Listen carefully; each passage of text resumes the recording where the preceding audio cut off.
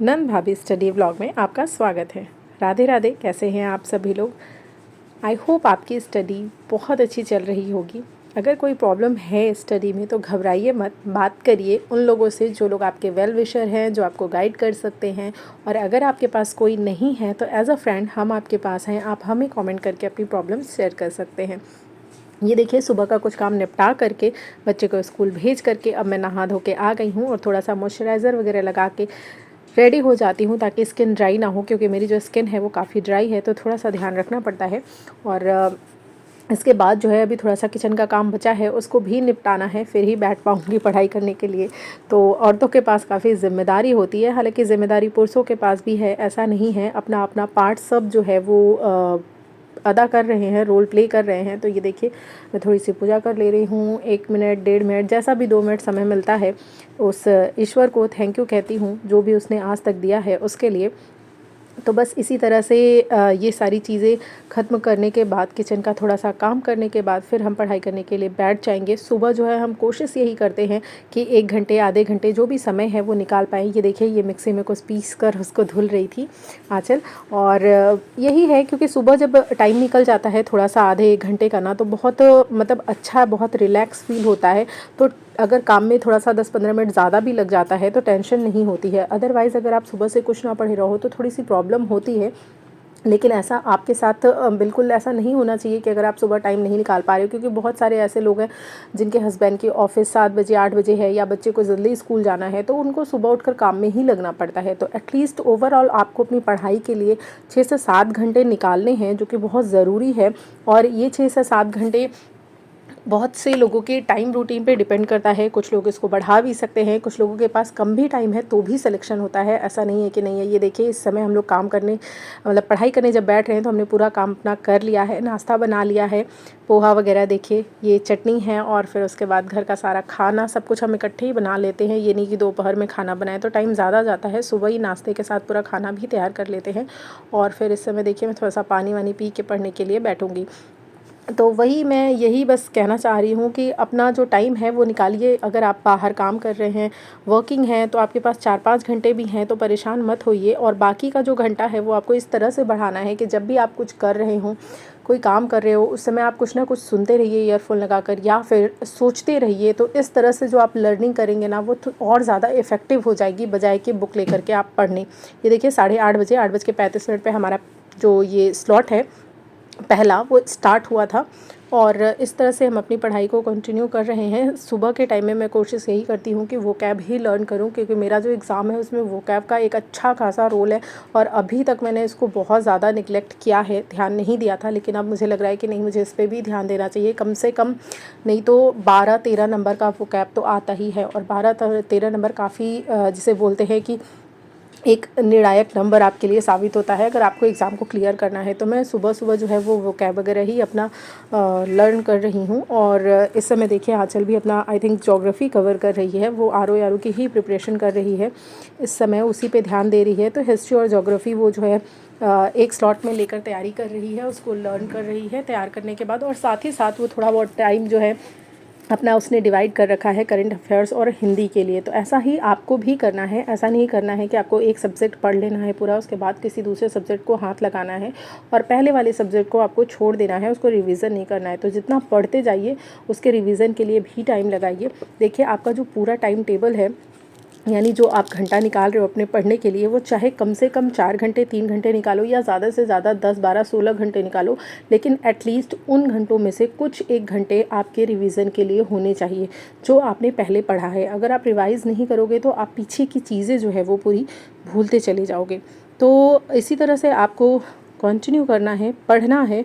और बस यही कि देखिए, मैं सोच रही हूँ आप लोगों के साथ एक दिन जो है वो शेयर करूँ, जो लोग टीजीटी का एग्ज़ाम दे रहे हैं, अगर उनको हेल्प चाहिए तो मैं उनके साथ मेरी जो सोर्सेज़ हैं, चाहे वो ऑनलाइन सोर्स हो या ऑफलाइन सोर्स हो, क्या कर रही हूँ, कैसे कवर कर रही हूँ, वो पूरी स्ट्रेटजी जो है वो शेयर करूँगी आप लोगों के साथ। और एग्ज़ाम का देखिए, क्या ही कहूँ, एग्ज़ाम का तो कुछ कंफर्म ही नहीं है कब होगा। कुछ बोल रहे हैं अगस्त में होगा, कुछ सितंबर में, कुछ तो नवंबर तक पहुंचा दे रहे हैं। बस अपनी तैयारी में लगे रहना है। जिसका प्रिपेयर हो गया है वो अच्छे से जो है उसको तैयार करें। ये देखिए यहाँ पर हमने वॉइस दी थी और हमने सोचा था कि यहाँ की वॉइस को हम कट नहीं करेंगे, लेकिन आई थिंक वो एडिटिंग में कट हो गई है। तो मैं आपको बता देती हूँ यहाँ पे क्या कर रहे हैं हम। एक्चुअली हम पढ़ रहे थे तो घर में अचार आया, सॉरी आम आया हुआ था, कच्ची कैरियाँ होती हैं ना, वो आई थी तो वो ख़राब हो रही थी। तो मम्मा ने कहा इसको बना लो, अदरवाइज़ ये पूरा ख़राब हो जाएगा। तो हमने सोचा इसका क्या करें। ये देखिए बिस्किट खा रही है, बहुत पसंद है इसको। ये सब है ना, एज भी एक होती है कि एक एज में ये सब चीज़ें काफ़ी ज़्यादा पसंद आती हैं, बाहर की चीज़ें खाना पीना, तो बस वही है और बस यही है। तो देखिए हम लोग ये इंस्टेंट आम का अचार बनाने लग गए थे। ये देखिए कढ़ाई दिखा रही है, हमारी बर्तन वाली कढ़ाई धुल कर गई है। वो एक्चुअली आज छोटी बच्ची क्या मतलब ठीक है रही होगी 24-25 साल की, उसने धुला था तो ये अच्छे से साफ़ नहीं हुआ था, वही दिखाकर हंस रही थी। और फिर उसके बाद हम ये बना रहे हैं। ये अचार ऐसा है कि आप इसको बनाकर तुरंत ही खा सकते हो और ये बहुत ज़्यादा दिन चलेगा भी नहीं, लेकिन हाँ कम से कम आराम से 1 महीने तो आराम से चल जाएगा।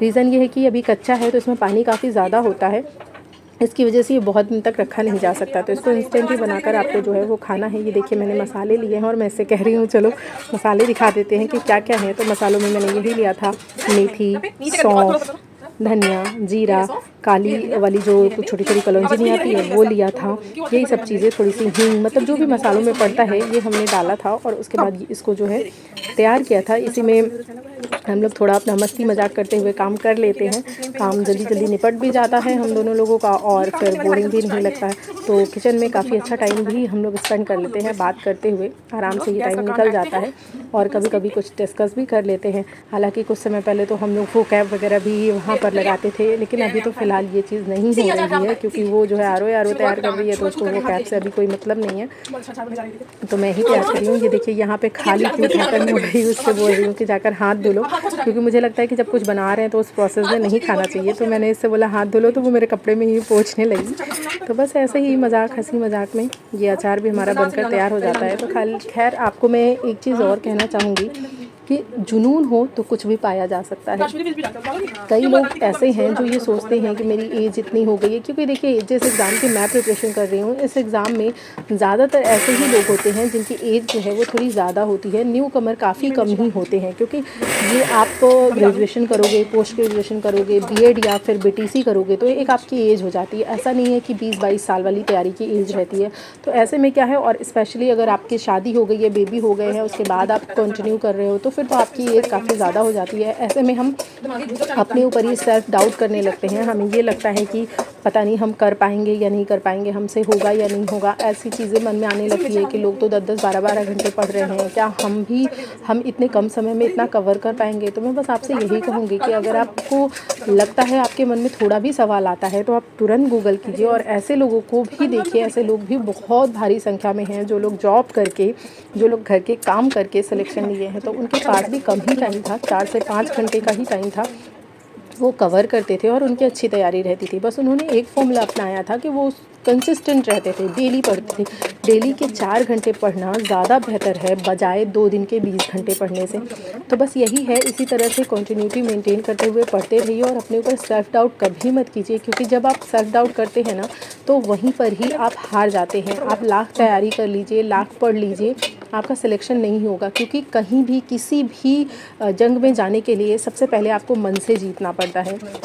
तो मन में पहले अपने आप को ये दृढ़ निश्चय कीजिए कि नहीं, इस बार मेरी एक सीट पक्की है और मैं इसको लेने के लिए अपना 100% लगा दूँगी। तो आपको अपना 100% लगाना ही होगा। और मतलब एक होता नहीं है, जैसे जो कहा गया है कि करो या मरो वाली, वही वाली सिचुएशन आपको रखनी होगी अगर आपको एग्ज़ाम क्वालिफाई करना है तो। क्योंकि है ना, देखिए हम अचार बनाकर फिर से पढ़ने के लिए आ गए थे। अभी पीहू नहीं आई है तो तब तक का टाइम जो है हम लोग वो यूटिलाइज़ कर ले रहे हैं। तो ये करो मरो वाली सिचुएशन ही आपको जो है वो फॉलो करनी पड़ेगी कि करना है तो इस बार करना है, अदरवाइज़ फिर अब इसके बाद कोई भी एग्ज़ाम नहीं देना है।